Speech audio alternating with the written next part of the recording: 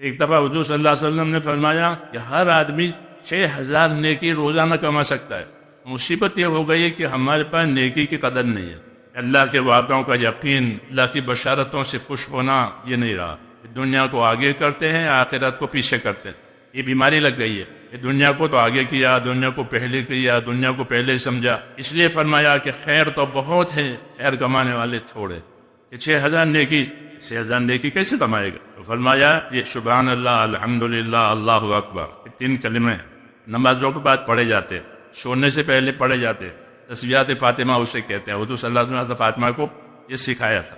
ایک کلمے پر 10 نیکی ملتی ہے. سبحان اللہ 33 مرتبہ، الحمدللہ 33 مرتبہ، اللہ اکبر 34 مرتبہ. کتنے ہو گئے؟ 100. اور ایک کلمے پر 10 نیکی ملے گی تو کتنا ہو گیا؟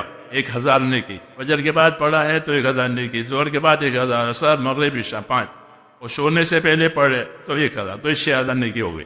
یہ حساب بتایا. لیکن فرمایا اس کے کرنے والے تھوڑے ہیں. جب نماز پوری ہو جاتی